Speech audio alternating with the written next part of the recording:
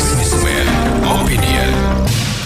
Ya, mitra bisnis, Presiden KSPI Said Iqbal menyatakan para buruh berencana melakukan aksi unjuk rasa besar-besaran menuntut kenaikan upah minimum 2025 sebesar 8-10% sekaligus pencabutan klaster ketenaga kerjaan dalam Omnibus Law Cipta Kerja.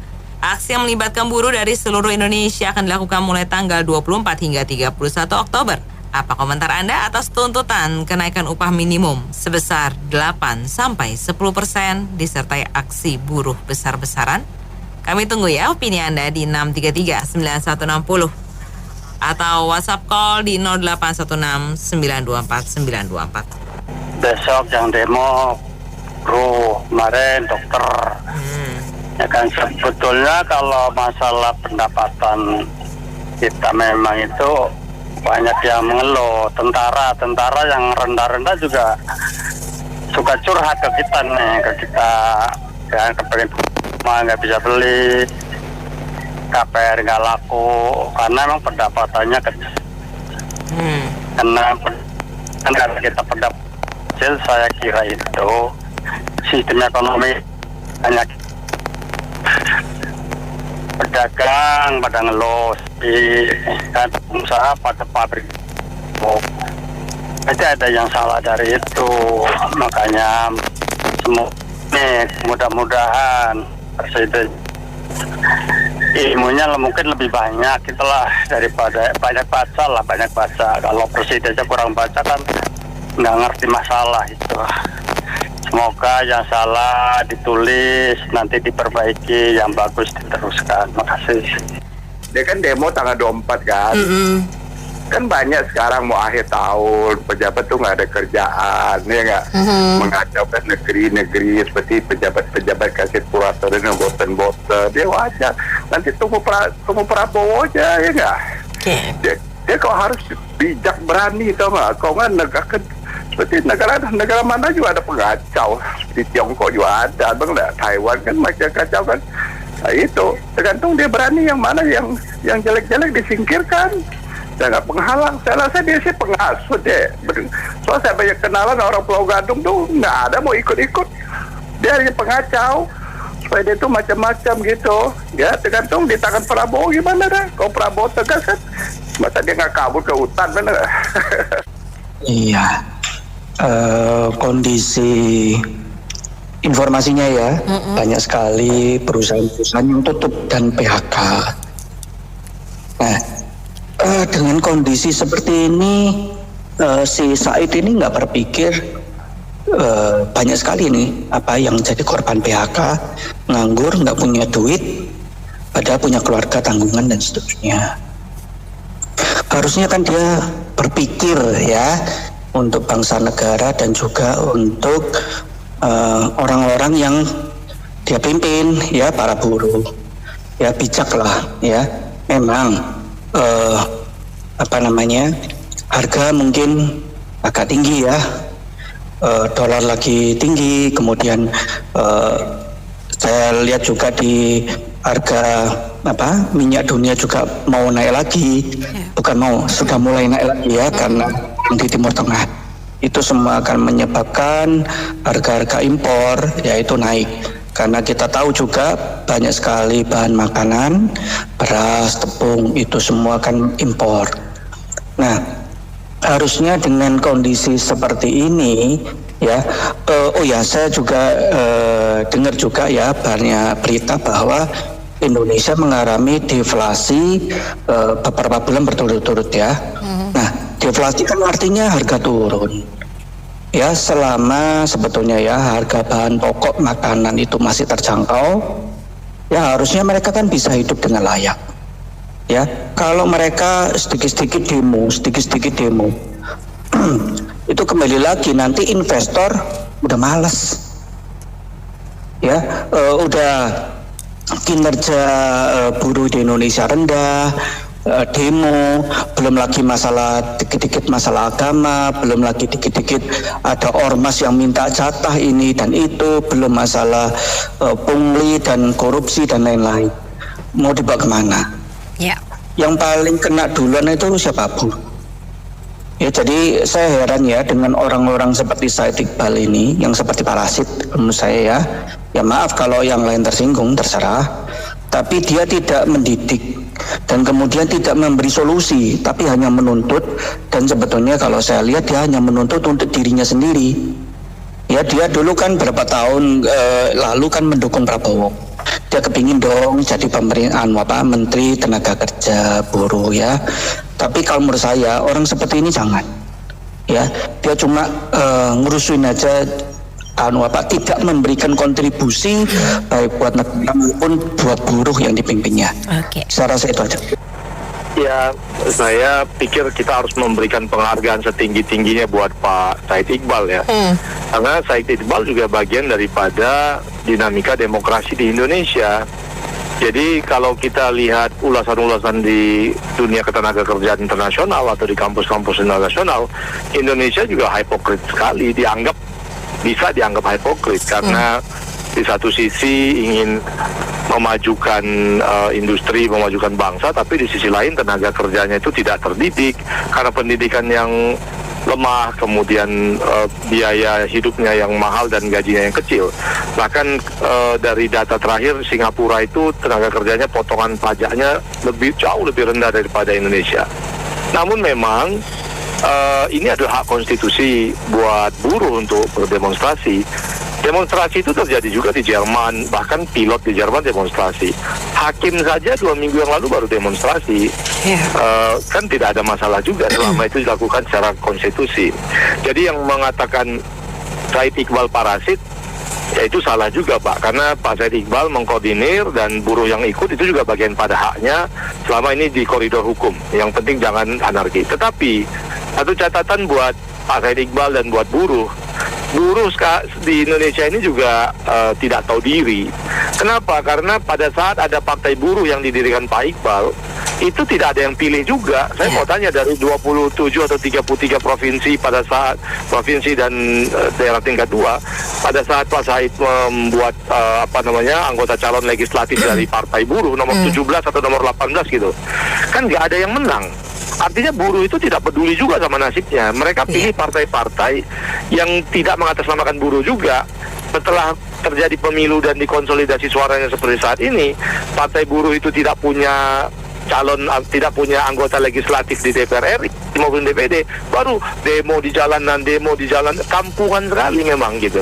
Coba di Jerman, Labour Party itu, atau di Eropa Timur, Labour Party itu memang, even di Australia, partai buruh itu partai yang disegani dengan intelektualitasnya dan votes weightednya yang tinggi gitu. Jadi buruh Indonesia kalau terombang-ambing saat ini, ya memang karena mereka tidak menggunakan haknya juga pada saat pemilu. Terima kasih.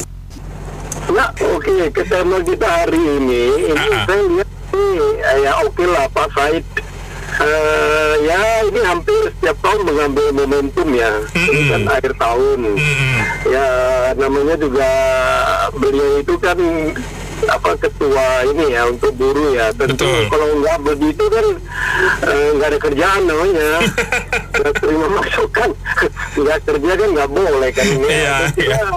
Ya monggo-monggo ya, tetapi harusnya udah mulai pakai cara-cara baru lah, jangan cara-cara yang ini kan cara-cara konvensional. Ya udah pikirkanlah cara-cara baru, bagaimana membela buruh dia dengan cara-cara yang lebih lebih keren ya sekarang ya, melalui media sosial kayak jangan terlalu turun ke jalan gitu ya. Betul, ini kan caranya udah kuno, apalagi Presiden Prabowo nanti mungkin cara ini akan semakin tidak populer dan buruh pun semakin tidak akan ikut karena tahu aja setelah itu juga nggak berhasil apa-apa toh.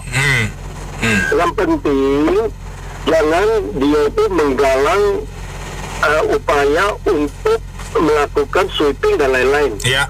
Atau melakukan tindakan anarkis. Betul. Itu jangan. Betul.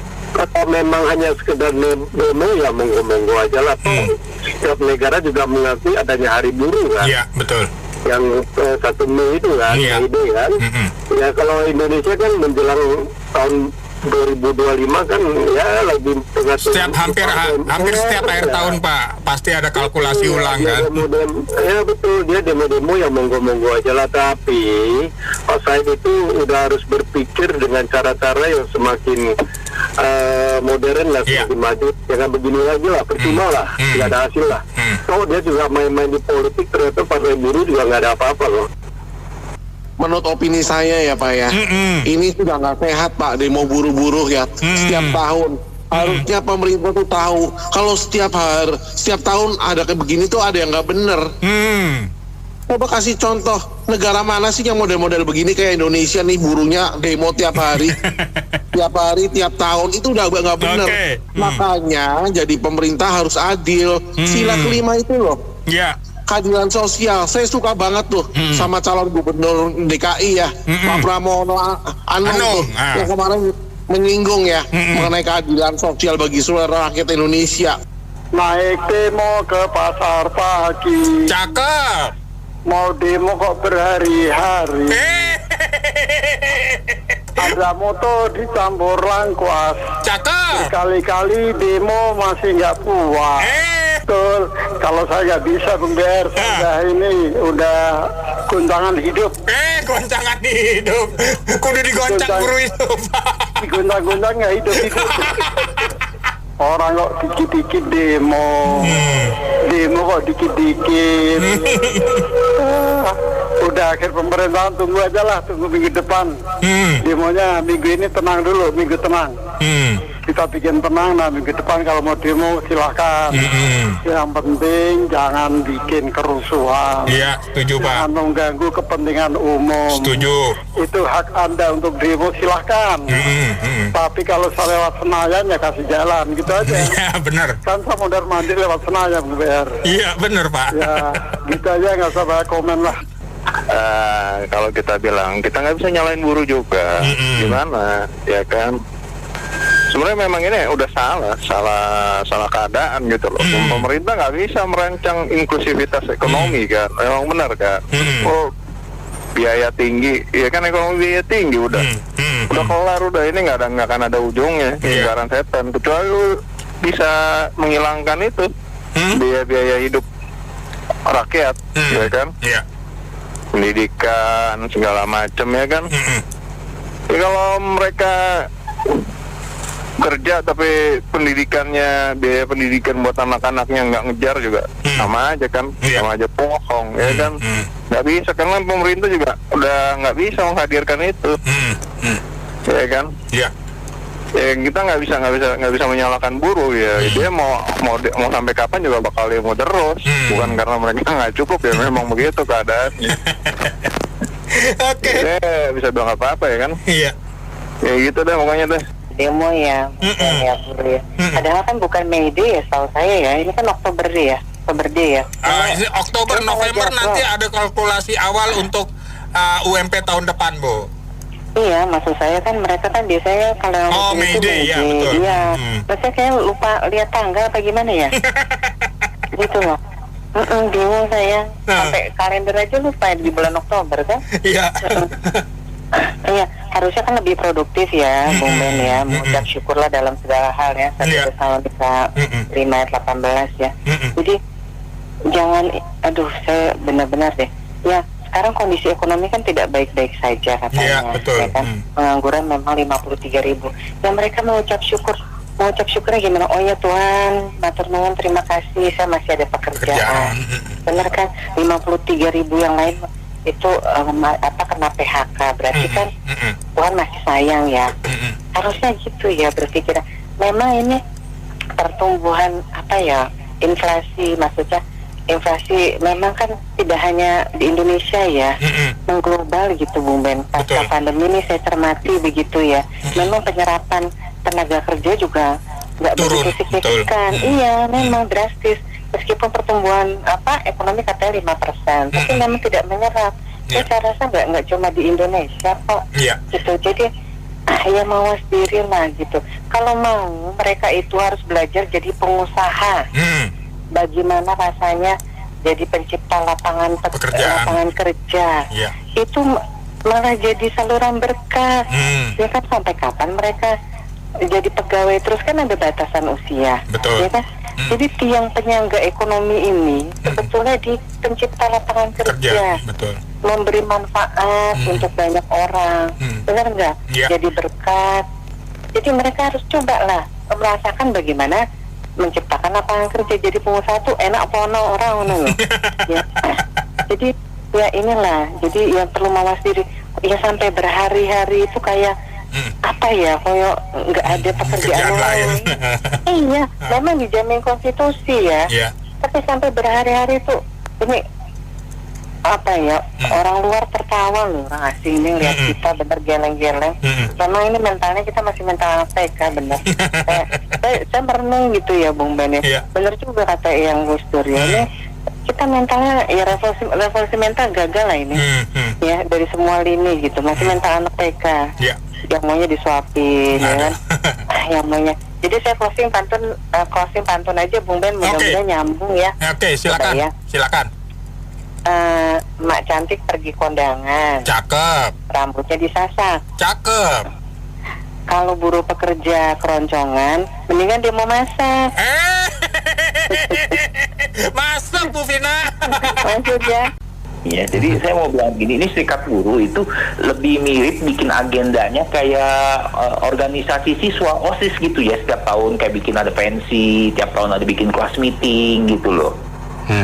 Tapi sejarah juga mencatat gini Pak, ada orang yang bergerak di serikat-serikat buruh, lalu dia diangkat biasanya ikut terlibat dalam politik, akhirnya menjadi komisaris utama di salah satu BUMN. Nah, track record prestasi kayak begini kan tentu menggiurkan. Jadi kan motifnya memang seolah-olah kayak membela buruh, tapi sebetulnya kan nggak ada. Alangkah baiknya kan kenapa nggak membela misalnya gaji guru, itu kan lebih mengabdi. Dulu lagi kecil guru-guru kalian mengajar juga dengan gaji yang terbatas loh. Dosen-dosen dulu yang ngajar juga dengan gaji yang seadanya loh. Lupa itu kok nggak diperjuangkan gitu loh. Nah, kalau sekarang kita bicara serikat buruh, yang paling pas itu kalau menurut saya adalah orang seperti Pak Ahok. Nah, Pak Ahok itu perlu dicoba tuh. Dia harus sekali-sekali diberikan porsi, bukan lagi di pemerintahan, tapi ngurusin yang kayak gini. Karena otaknya Pak Ahok itu ngerti dengan industri, ngerti dengan birokrasi. Nah, sekarang dia coba down to earth lagi untuk ngurusin masalah perburuhan. Di sini lebih cocok begitu. Nah, jadi kan nggak ada lagi, ini kan bertahun-tahun kan diulang-ulang lagi. Jadi yang kayak kita bilang kayak organisasi siswa agendanya tiap tahun demo. Ya padahal kita tahu sendiri ekonomi dunia kan resesi. Ya sekarang semua juga begitulah. Mau profesi apa, profesi hakim aja nuntut merasa penghasilannya kurang. Yang ada itu partisipasi dari serikat buruh itu bagaimana? Bisa nggak dia datengin investor? Bisa nggak bikin dia punya buruh mau naik tapi produktivitas naik, skillnya ditambahin, yang gitu-gitu kan nggak dipikirin gitu. Jadi kalau setiap kali ngadain demo yang rugi kan masyarakat, jadi macet, jadi merasa nggak aman, kita takut-takut nanti anarkis, kan begitu. Ya ini kalau memang dia ini betul-betul begitu, ya udah angkat aja lah jadi salah satu komisaris BUMN seperti track record kolega-koleganya, kan gitu kan beres. Ujung-ujungnya kan masalah jabatan, masalah minta jatah juga. Gitu. Jadi sekarang memang kita perhatikan masalah buruh, tapi kita lapangan kerja aja sekarang banyak yang di PHK gitu loh. Jadi ya kadang-kadang menuntut sesuatu yang walaupun you udah sekolah tinggi, tapi kelihatan kayak kurang sekolah, kurang makan bangku sekolah begitu. Lebih cocok yang sikat-sikat buruh itu kasihlah kepada tugasnya Pak Ahok nih sekarang. Mungkin dia lebih bisa memberikan solusi. Ada satu pencerahan gitu, kayak jembatan Semanggi di situ. Ya. Kalau buruh ingin sejahtera itu sebetulnya bukan dengan cara demo-demo yang terus-menerus, tetapi nego sama bos atau majikan. Itu kan lebih mungkin, apalagi di saat kondisi seperti sekarang ini di mana ekonomi sangat sulit yang real. PHK massal itu terjadi karena pengusaha itu kesulitan untuk membayar gaji mereka karena penjualan produk barang dan jasa atau jasa mereka mungkin sepi pembeli. Kita kan deflasinya 5 bulan berturut-turut, jadi memang pasar itu sepi buat produk penjualan barang jasa, pembelinya sepi atau turun daya beli masyarakat tajam. Deflasi 5 bulan berturut itu tandanya. Dan ini menandakan bahwa keadaan sangat sulit buat pengusaha dan juga buat pekerja. Jadi yang lebih tepatnya tuh nego. Kalau demo-demo ini hanya untuk kepentingan politik, demo-demo terus ini. Politik itu kan di Indonesia mengejar-kejar jabatan atau proyek-proyek negara, jabatan-jabatan. Terbukti yang tadinya oposisi, kita tahu salah satu parpol oposisi sendiri nggak taunya sekarang dibagi jabatan join. Kan gitu kemungkinannya ya. Jadi menteri atau apa, praktik misalnya kan seperti itu. Jadi ini di Indonesia ya seperti ini. Apa-apa dijadikan politiknya juga ujung-ujungnya sandiwara politik, bukan politik bersih juga kemungkinan ya, hanya untuk sandiwara politik kotor saja, kemungkinan seperti itu, bagi-bagi jabatan atau proyek-proyek negara. Buruh pun yang ingin mencari sejahtera malah dijadikan permainan politik yang sifatnya mencari jabatan atau proyek-proyek negara, kemungkinan seperti itu. Iya, ini sebenarnya kesepakatan antara tripartit ya. Kalau kenaikan itu antara pengusaha, wakil dari tenaga kerja maupun pihak pemerintah ya. Jadi ada tripartit disepakati. Harusnya SPS ini, Serikat Pekerja ini harus mengacu pada kesepakatan awal. Jangan langsung tiba-tiba minta kenaikan demo. Wah, ini pengusaha juga pusing ya. Gimana dengan situasi yang tidak baik-baik saja, ekonomi tidak baik-baik saja, politik juga tidak baik-baik saja. Ini mau melakukan reformasi kenaikan harga gitu, kenaikan gaji ya, yang tentunya akan menimbulkan banyak friksi di tengah-tengah masyarakat sosial ya. Nah, ini dipikirkan nggak dengan ketua umumnya? Kalau nggak ketua umum jadi pengusaha dulu aja gitu loh. Jadi menanggapi berbagai letupan-letupan kenaikan ya, tsunami kenaikan daripada gaji ini, sehingga dia bisa berpikir rupanya pengusaha itu tidak semudah yang dibayangkan. Ya, mungkin ada excited atau keuntungan, tapi kan untuk biaya kos, ya kan, biaya karyawan, biaya akomodasi kendaraan, itu semua harus dipikirkan. Jadi bukan hanya mikir ini untung sekian, tapi dia pikirkan untuk biaya hidup anak buah gitu loh. Kan itu harus bekerja saling berkaitan satu dengan yang lain. Jadi saya kira nggak bijaksana ya kalau harus setiap kali naik demo terus-terusan, tapi wakilnya sendiri tidak terwakili dalam parlemen.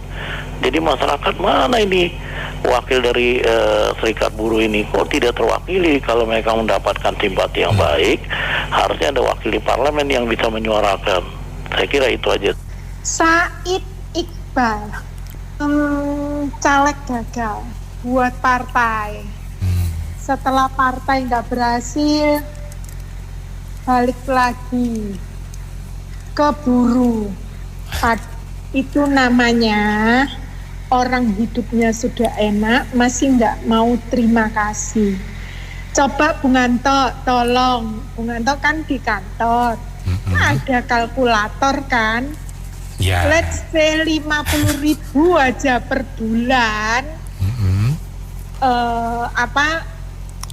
Buruh itu store ke Said Iqbal, 50.000 kali 1 juta itu berapa pendapatannya? Terus uang tersebut, iuran tersebut digunakan untuk apa? Apakah digunakan untuk jika ada buruh di PHK, terus Said Iqbal memberikan tunjangan selama buruhnya tidak kerja, atau membuatkan UMKM untuk buruhnya, seperti kayak kita bayar BPJS, kalau kita sakit kita diobatin. Lah, pertanyaan saya, kok mau-maunya ya buruh Indonesia ini tetap aja nggak sadar-sadar sebenarnya ngapain sih ngikutin Said Iqbal. Tabung aja sendiri uang 50.000 per bulan, kalikan berapa tahun. Itu yang pertama ya. Yang kedua, ada berita dari Amerika, Intel mem-PHK 15.000 karyawan. Padahal Intel ini udah disokong oleh pemerintah Amerika untuk melawan chipnya China. Dan diberi uang dana sumbangan kalau nggak salah 10 miliar US dollar, terus diberi kalau nggak salah pinjaman sekian miliar US dollar dan sebagainya. Sekarang pertanyaan saya, Amerika aja bisa seperti itu, bagaimana dengan Indonesia? Pernah nggak mawas diri kalau SDM Indonesia itu amat sangat buruk dan amat sangat tidak kompeten, terus ditambah lagi strugglingnya kurang. Pertanyaan saya, zaman sekarang yang namanya pebisnis saja itu harus jeli-jeli melihat peluang. Kalau tidak jeli-jeli melihat peluang, maka pebisnis tersebut akan dilindas. Contoh, pengusaha kita, I'm so sorry to say like that, pengusaha kita yang buruhnya banyak itu kan garment, oke? Nah, kenapa garment selama ini enak-enakan saja? Karena mereka bisa ekspor ke Uni Eropa dan Amerika. Begitu kena COVID, mereka juga nggak mikir apa-apa. Karena apa? Karena terbiasa disuntiki, dilindungi oleh negara. Bukankah pengusaha kita sukanya kayak gitu? Dilindungi, diproteksi, diapa-apain lah oleh negara. Akibatnya apa? Jago kandang. Padahal setelah COVID 1 tahun, Jepang dan China sudah memproduksi fast fashion. Nah, fast fashion inilah untuk menggantikan fashion-fashion yang lainnya, di mana fashion-fashion itu sudah up to date, murah pula harganya. Tapi pebisnis kita apa? Enak-enakan. Kenapa enak-enakan? Nomor satu, sudah mentalnya terbiasa dilindungi. Nomor satu. Nomor dua, mereka berpikir daripada susah-susah ngurusin buruh, mendingan aja duitnya didepositoin. Mereka tidak berpikir bahwa kondisi saat COVID itu berubah banyak. Berubah itu mudah kok. Indonesia pada saat sebelum COVID, kita itu pemakai internet berapa banyak. Terus pada saat COVID berapa banyak. Itu aja kan udah membuktikan kan. Nah, tapi mereka kan nggak sadar-sadar. Kenapa? Lagi pula mereka tuh juga malas. Malasnya apa? Karena burunya juga nggak bisa diajak cooperate. Itu yang saya maksud. Jadi akibatnya pengusaha mikirnya gini, ya udahlah kalau enggak ya sudah, bangkrut ya bangkrut, duitnya masih disimpan di bank dan depositonya kan masih 5%. Daripada kerja susah-susah. Apalagi kalau deposito saat itu yang 40% dan 50%, tambah lagi nggak ada yang mau kerja kan. Inilah hal seperti ini seharusnya kita itu belajar dari pengalaman. Kalau sekarang kondisinya saat ini aja seperti ini, contoh lihat Singapura sudah 4, loh kenaikan ininya, marketnya saat ini. Nah, bayangin Singapura loh itu. Singapura cuman kecil doang. Masa sih kita kalah, padahal Singapura itu yang diandalin apa?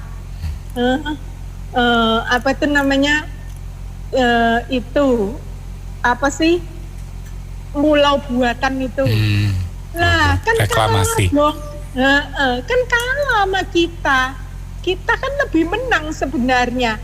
Lah, kenapa kok nggak mau maksudnya yang ramah terhadap lingkungan, ramah terhadap bisnis, ramah terhadap wisatawan. Supaya apa? Kita doing wisata aja, yang mudah aja, doing wisata, bisnis, itu tuh paling mudah. UMKM dicakup semuanya udah banyak. Lah, kita mikir nggak ke situ? Demo, selain demo nggak ada lain. Yang kreatif dong dikit, makasih. itu ada udang di balik bakwan. Pimpinan Partai Buruh tersebut ingin Partai Buruh mendapat jatah menteri. Terima kasih. Ya, tidak terlalu lama lah, saya baru jadi pengusaha, baru masuk tahun ke-40. Sebetulnya tentang masalah tenaga kerja dengan pengusaha itu adalah suatu demand dan supply, seperti nilai jual beli. Saya menjalankan usaha sampai tahun 2000 setelah reformasi. Pernah terjadi pemogokan kerja dan sebagainya. Namun pada saat itu saya menjadi suatu konsep yang bikin pemogokan kerja itu adalah oknum tertentu yang mempunyai kepentingan. Tetapi setelah saya waktu itu ya ada sekitar 5-6 orang karyawan kita yang mempelopori itu. Saya selesaikan dengan baik. Sampai saat ini masih ada yang 5-6 orang itu masih tetap kerja sama saya. Pada dasarnya itu memberikan kesadaran kepada seluruh kita bangsa kita di Indonesia ini. Sebenarnya perlu kasihan jangan manfaatkan buruh-buruh itu untuk kepentingan pribadi sendiri. Nilai jual beli tenaga kerja itu kalau karyawan yang bagus, seorang pengusaha akan takut dia berhenti, bukan takut gajinya bayar tinggi gitu. Ini yang perlu kita pertimbangkan. Seperti saya mulai masuk dalam China tahun 2000 gitu. Di sana saat itu pemerintahnya sangat mendukung terhadap investor dari luar. Masalah apa tuh upah minimum nggak selalu diperhatikan. Tapi saat itu saya lihat datang ke sana, salah satu karyawan yang datang ke suatu perusahaan. Perusahaan itu mempunyai satu karyawan yang dia sama pesan ini karena ada makanan kue. Pas saat itu adalah Mooncake Festival. Perusahaan Taiwan itu mempunyai kue di dalam kantornya, dah habis makan mau berikan pada karyawannya. Pesan ke kantor karyawannya, nanti habis pulang kerja mampir ke kantor. Wah, karyawan tersebut sangat takut sekali. Minta jangan sampai dia diberhentiin. Padahal waktu itu mau kasih kue. Saat itu China sangat miskin sekali. Tetapi sampai 5-6 tahun kemudian saya datang ke sana. Sana pun beda lagi. Tiap pabrik depannya tempelnya membutuhkan tenaga kerja. Jadi investasi yang diperlukan, ternyata karyawan itu berlomba untuk kerja yang terbaik sehingga investor banyak. Sampai saat ini juga sekarang China kekurangan tenaga kerja, Bu. Bukan ada kelebihan. Jadi ini yang konsep ini perlu diperhatikan. Kasihan kadang-kadang buruh kita didatangin, dihasut-hasut oleh oknum tertentu, apakah LSM, apakah wartawan, ada pengacara. Ternyata mereka yang disusahin, perusahaan tidak maju. Karena apa? Masalah karyawan. Seperti saya, dari tahun 84 mendirikan perusahaan, saya kerja dulu 10 tahun. Saya tiap kali ketemu orang Indonesia kita di sini, berapa karyawan Anda? Ada 400 atau 500 orang. Jawabnya apa? Pusing nggak Pak ngurus karyawan? Ternyata saya mengakui, bukan sombong, saya tidak pusing terhadap karyawan saya. Kenapa? Semua saya belajar dengan baik. Mereka kita kooperatif. Di saat tahun 2009 saya datang ke Thailand. Kebetulan saya menggunakan pakai satu driver. Saya catar mobilnya. Kemudian komunikasi dengan baik. Dia lihat saya lagi di sana sambil kontak-kontak ke Indonesia, tanya saya, Bapak sebagai apa di Indonesia? Saya bilang pengusaha apa? Saya bilang ya saya pengusaha di bidang industri gitu, industri sepatu. Berapa karyawannya? Saya bilang karyawan saat itu kita ada 800 orang gitu. Orang Thailand itu bangga sekali. Wah, Anda telah menghidupi orang banyak. Setiap kali saya kuliner diperkenalkan kepada bosnya, ini orang yang menghidupkan orang banyak di Indonesia.